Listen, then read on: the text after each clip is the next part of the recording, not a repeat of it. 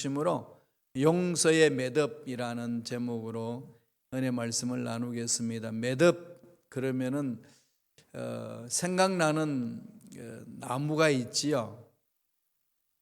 대나무죠. 대나무.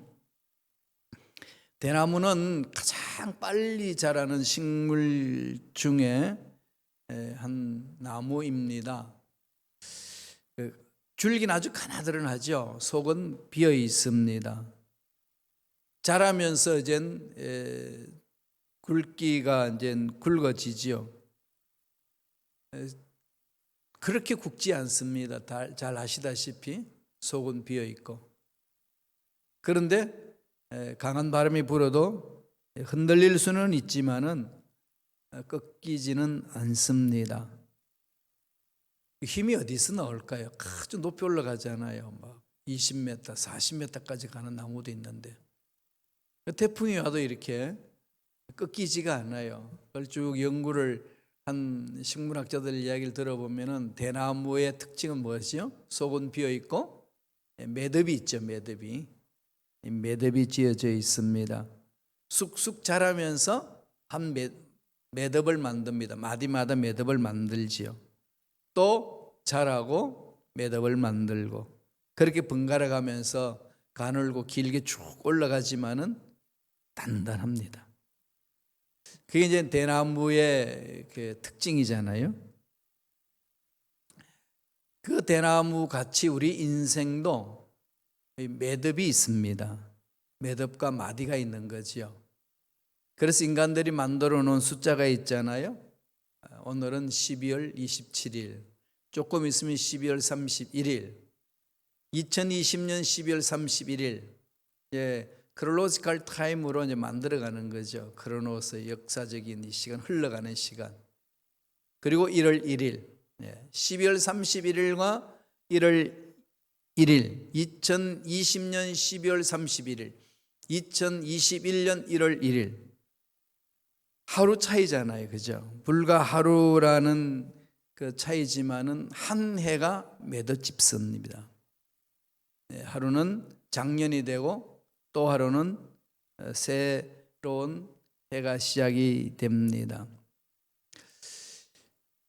대나무가 강한 것은 매듭을 잘 짓죠. 마디마디마다 매듭을 견고하게 딱 맺고 다음 단계로 갑니다. 우리 인생도 후회 없이 살기 위해서는 매듭이 정말 중요합니다.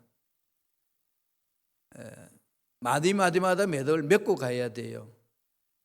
그냥 이런 아무 매듭도 없이 설렁설렁 지나가다 보면은 반복되죠. 과거 일이 계속 반복되고 자기를 괴롭혔던 그 일들이 끊임없이 괴롭힙니다. 한평생 그렇게 가시는 분들도 계시더라고요. 이건 매듭을 잘 못 짓는 현상이거든요. 그러면 인생에 보람이 없고 힘이 없습니다. 자유함이 없습니다. 매듭을 반드시 지어야 됩니다.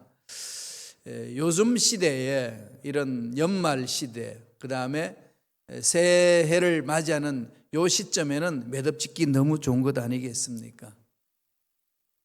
독일의 말 중에 엔데 굿 알레스 굿이라는 말이 있습니다. 마지막이 좋으면 모든 것이 좋다. 이건 뭐 영국에도 그런 말이 있더라고요. 끝이 좋으면 모든 것이 좋다. 그러는 겁니다. 그러니까 마무리를 잘 지어야 된다는 거죠. 매듭을 잘 맺어야 됩니다. 물론 우리가 일상생활에 있어서 무슨 변화가 있겠어요. 여러분 2020년 12월 31일 딱 마무리 짓는 그 시점과 그 다음에 2021년 1월 1일 딱 그 시점에 뭐 확 변화된 게 있나요? 뭐 똑같잖아요. 시간 보면 연속적으로 쭉 일어가는 거죠. 연속선에서 일어나는 시간들입니다. 그런데 우리의 마음을 어떻게 갖느냐에 따라서 달라질 수 있습니다. 2020년 여러분 어떻게 마무리를 짓고 2021년을 맞이해야 할까요? 여러 가지 일이 있겠지요. 그런데 가장 중요한 것, 인생에 있어서 가장 중요한 부분들 뭘까요? 용서로 매듭을 짓는 겁니다. 하나님은 우리를 용서하기 위하여서, 죄에서 구원하시기 위해서 독생자도 아끼지 아니하시고 내어주시고 예수를 믿는 자마다 죄에서 벗어나게 하시고 모든 형벌에서 벗어날 수 있는 용서를 허락해 주셨습니다. 그래서 예수님 오신 거잖아요. 용서죠.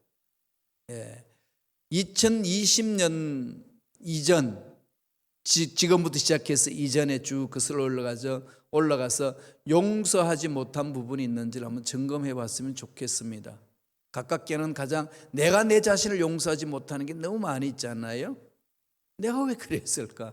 나는 존재로 왜 그것밖에 안 될까? 그 다음에 나를 괴롭혔던 이웃, 친구, 친척, 부모, 자식, 이런 부분들이 계속적으로 연결되어 있지 않습니까? 신앙생활하면서 용서하지 못한 부분들, 하나님은 뭘 원하실까요? 이런 시점에서 매듭을 지으라는 겁니다. 매듭을 짓고 새롭게 시작하라는 거죠. 로버트 스티븐슨이라는 그 선교사님이 계셨는데 타히티 섬에서 사역을 하고 있었습니다.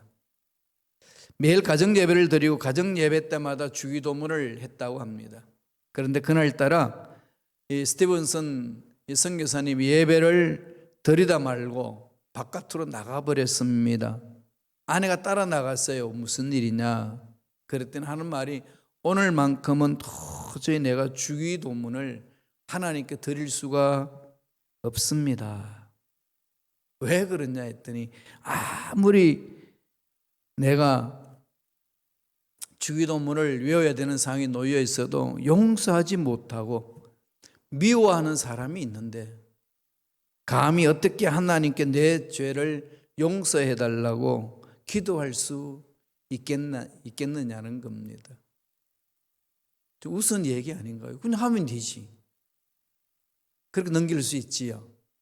하나님과의 나의 만남 속에 정말 진지하게 파고들어가게 되면 이런 일들이 일어납니다.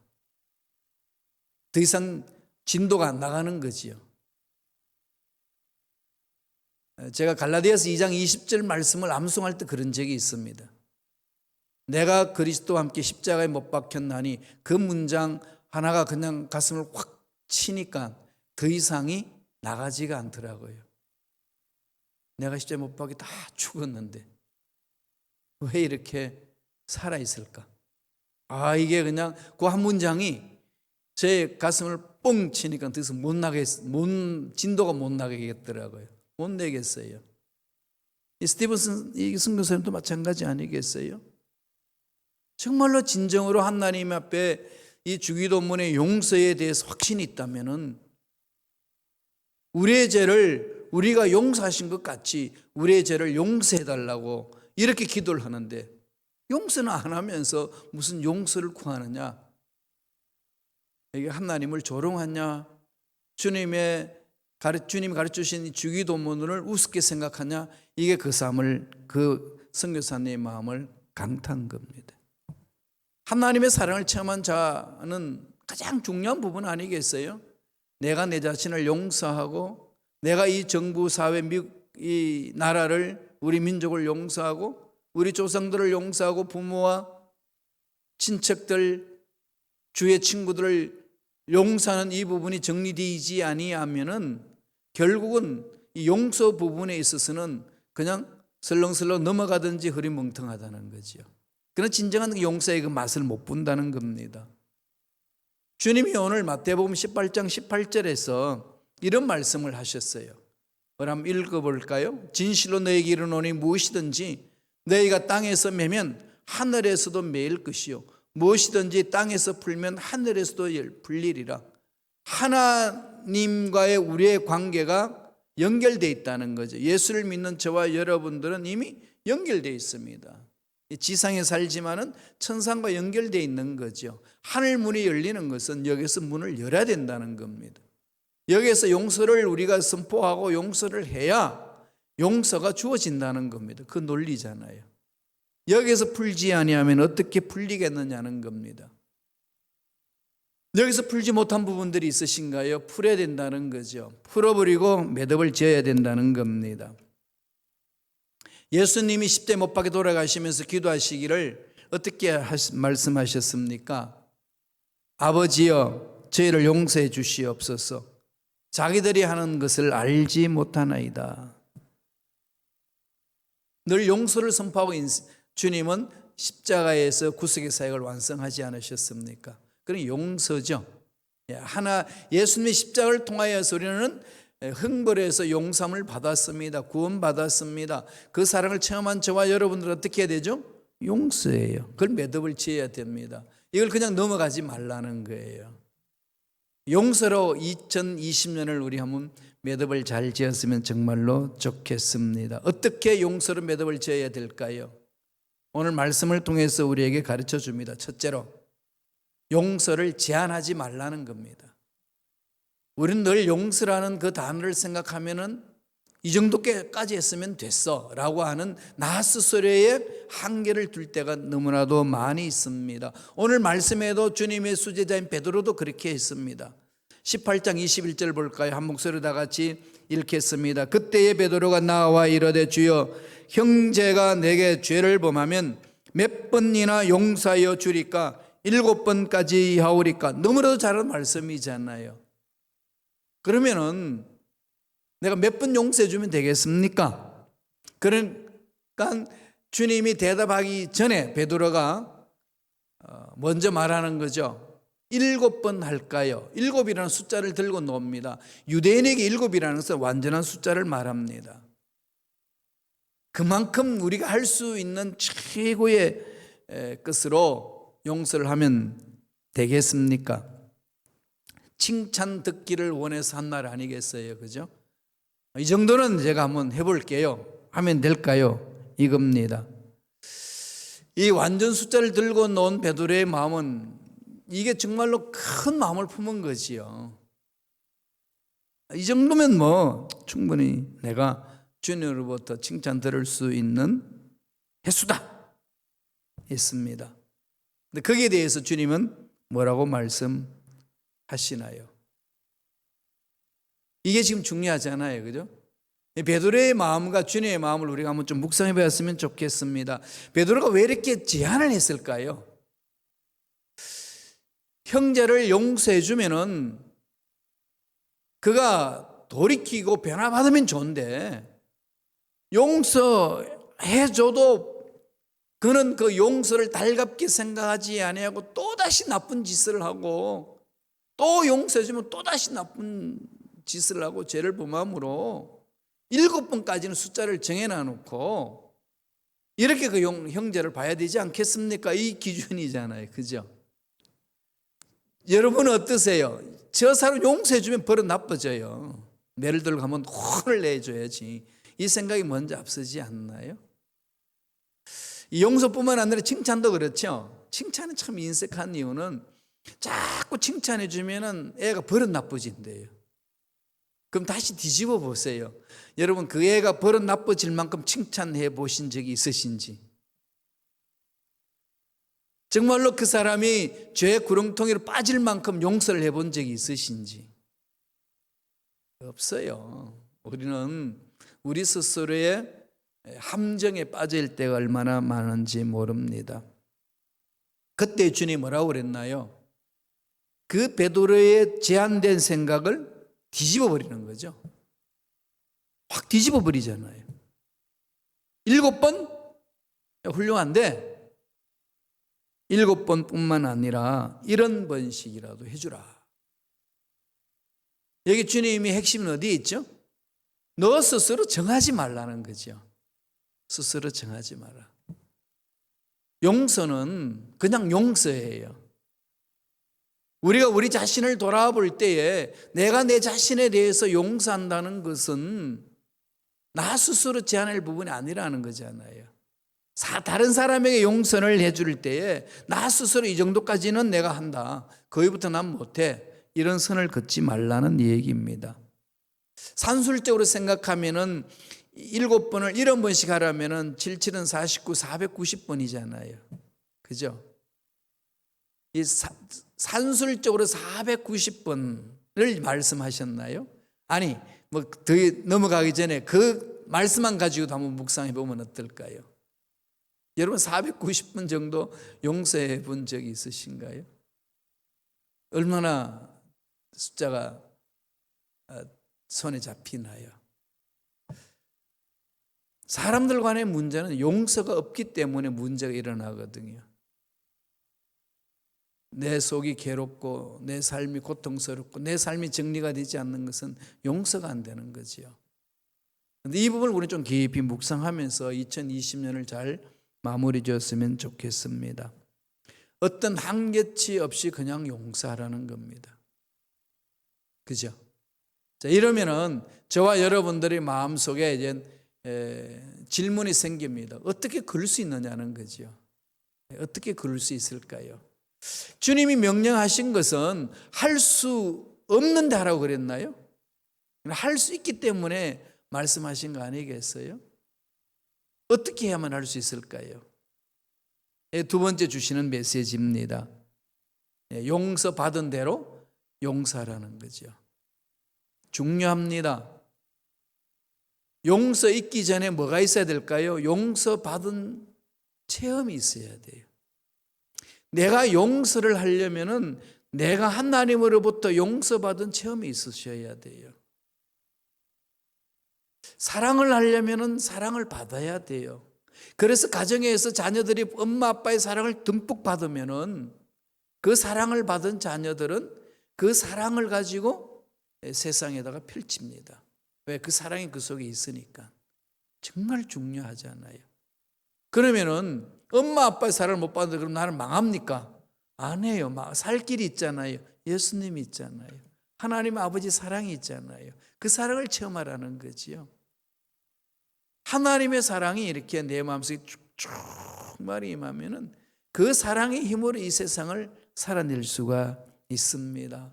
용서받은 대로 어떻게 하라고요? 용서하라. 그렇게 매듭을 지어야 돼요. 용서할 수 없는 상황 속에 내가 용서하고 내 인생을 마무리 지을 수 있는 것은 하나님의 용서를 체험해야 돼요. 인생을 마칠 때 가장 많이 후회하는 부분이 용서라고 그래요. 용서할 걸. 그걸 못해서 내가 이렇게 너와 너의 만남이 깨어지고 이렇게 마음이 한이 맺혔구나. 이런 말을 많이 하신대요. 정신의사들이 통계 숫자로 이야기를 하는데 정신병동에 있는 환자들이 용서만 한다면 50%가 자유를 얻을 수 있는 사람들이래요. 참 이 현대 국가에 의료 시설도 좋고 과학 문명도 많이 발달되어 있는데 이 용서가 안 돼가지고 스트레스 받고 고통받고 질병이 생기고 나중엔 정신분열도 생기고 정신병까지 얻는 그런 현상이 일어난다는 거예요. 그래서 정신병동에 입원하고 있는 사람들이 용서만 한다면 50%가 자유함을 얻는다는 그 통계 숫자를 가지고 설명하시는 의사의 말을 들은 적이 있습니다. 오늘 주님은 우리에게 그렇게 말씀하는 거죠. 용서의 횟수를 정하지 마라. 그럼 어떻게 할까요? 하나님으로부터 용서받은 대로 용서하라. 주님이 그래서 오늘 본문 말씀 18장 22절에 이렇게 말씀합니다. 예수께서 이르시되 내게 이르노니 7번뿐 아니라 이런 7번을 70번까지도 할지니라. 490번 용서가 될 때까지 계속 하라는 거죠. 이게 하나님의 사랑이고 주님의 은혜의 말씀입니다. 끝없는 용서라는, 끝없는 용서. 이게 너무 힘들잖아요. 끝없는 용서. 아까도 말씀드렸지. 끝없이 용서해 주면요, 저 인간 버릇 다 나쁘집니다. 이거부터 먼저 들어오잖아요. 그럴 때마다 퀘션을 다 써요. 저 사람이 정말 버릇 나빠지고 교만할 만큼 내가 용서를 해본 적이 있었던가? 이 물으면은 용서 못할 부분이 없다는 거죠. 그러기 전에 뭐라고요? 하나님의 그 놀라운 용서의 사랑을 체험해야 돼요. 제가 대학 다닐 때에 강화문 거리를 가는데 거기 교회가 있어요. 앞에 교회 게시판에 수요 설교 제목을 이렇게 붙여놓고 직장인들이 와서 잠깐 점심시간 때 예배 드릴 수 있도록 그렇게 예배를 드리는 교회였습니다.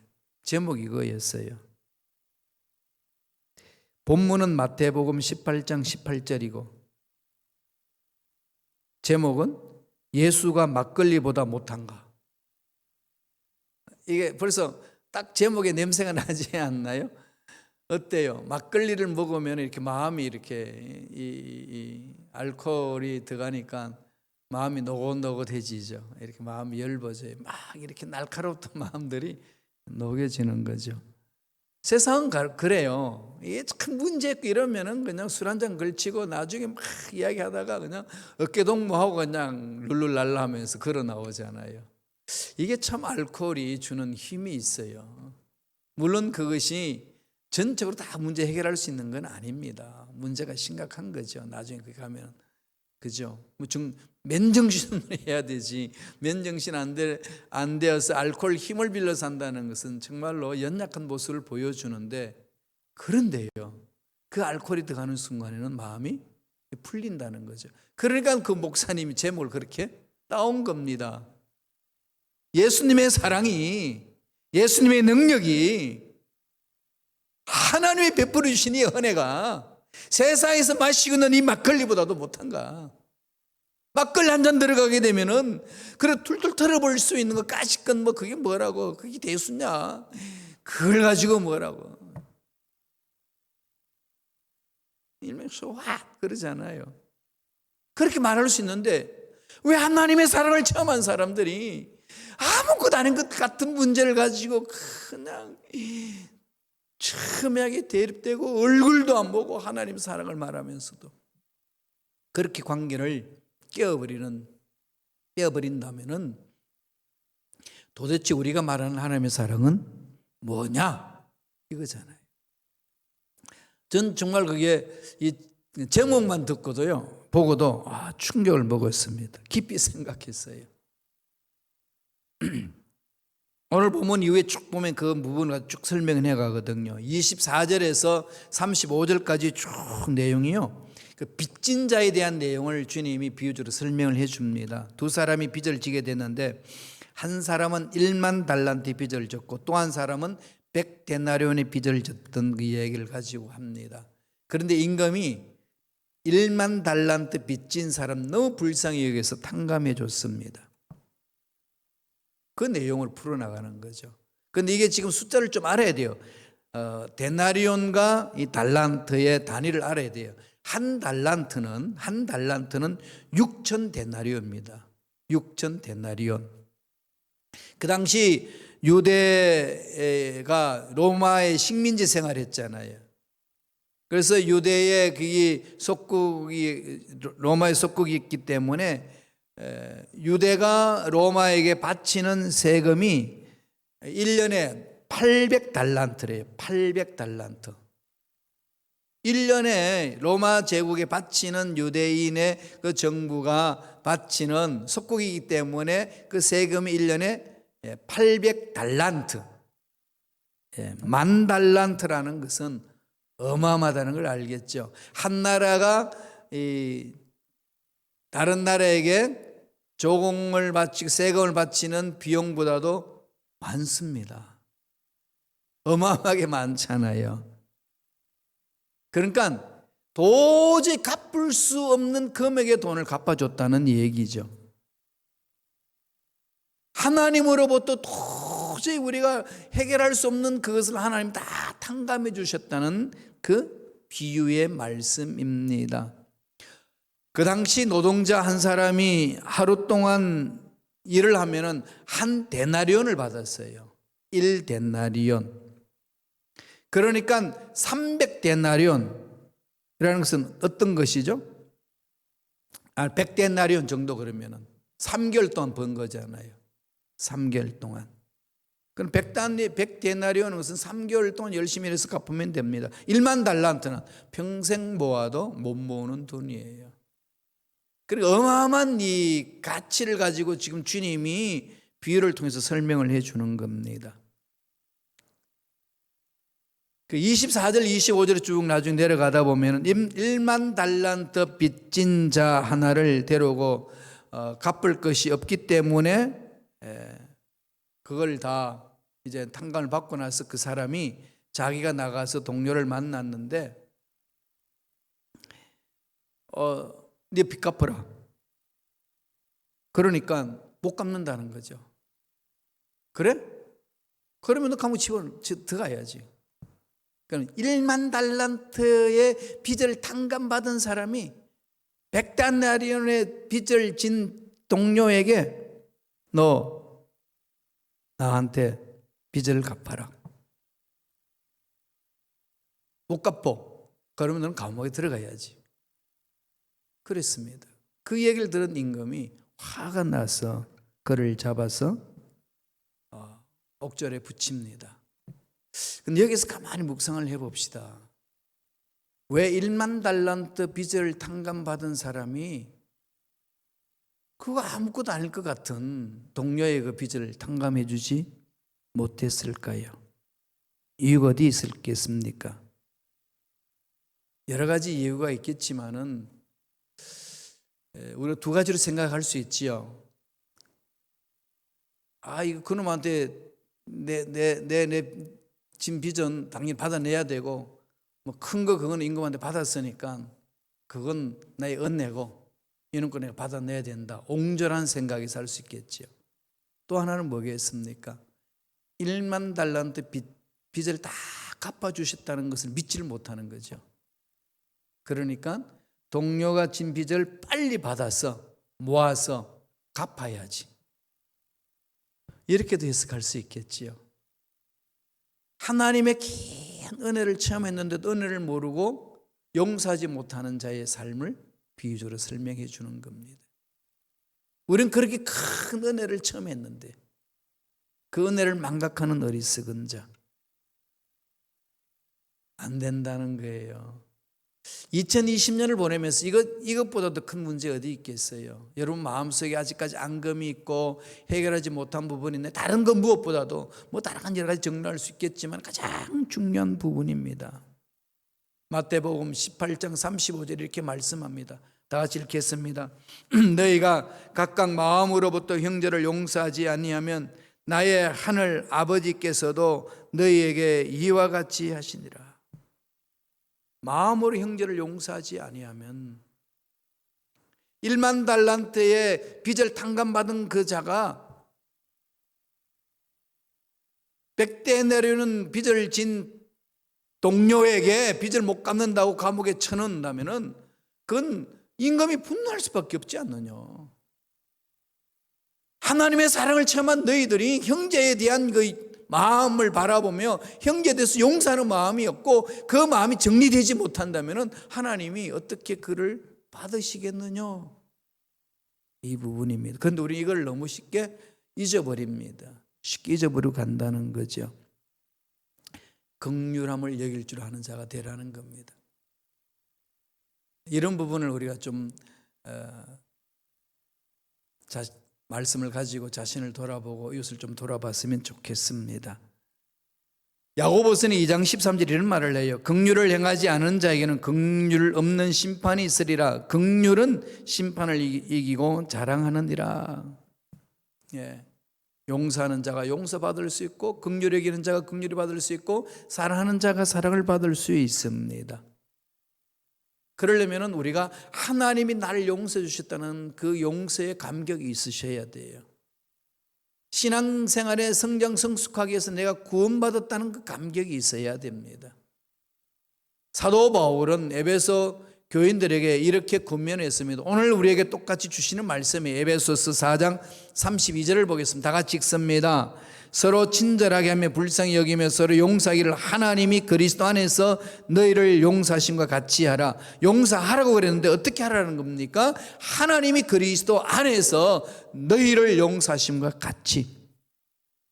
하나님으로부터 용서받은 체험을 가지고 그 사랑의 힘으로 용서가 일어나야 된다는 겁니다. 그러니까 하나님의 용서에 대한 체험이 없이는 용서 못하는 거예요. 하나님의 사랑의 체험이 없이는 사랑하지 못합니다. 그렇기 때문에 신앙생활이 어렵습니다. 신앙생활이 어렵지 않고 신앙생활이 기쁘고 즐겁게 할 수 있는 것은 하나님 사랑에 깊이 푹 잠겨야 돼요. 우리가 봉사의 기쁨이 있고 즐거움이 있고 자원하에서 뛰어나올 수 있는 것은 하나님의 사랑이 나를 음습해 줘야 돼요. 강하게 잡아주셔야 돼요. 사랑이 그냥 막 부음받아야 됩니다. 그 사랑의 힘에 끌려서 우리는 자원하여 나서서 헌신하는 거 아니겠습니까? 이게 우리 신앙생활의 핵심이고 2020년을 마무리 짓는 핵심 가치입니다. 용서로 매듭을 잘 지으셔서 정말로 마음에 참 자유를 얻고 2021년을 맞이하는 저와 여러분 되시기를 간절히 축원합니다. 기도하겠습니다. 하나님 아버지 감사합니다. 2020년을 보내면서 용서로 아름다운 용서의 매듭을 짓고 화해의 열매를 맺고 하나님이 기뻐하시는 한 해로 잘 마무리 지을 수 있도록 우리를 붙들어 주시옵소서. 온전히 하나님의 사랑의 힘으로, 하나님 우리를 용서해 주신 힘으로 나를 용서하고 이웃을 용서하고 세상을 용서하며 나아가는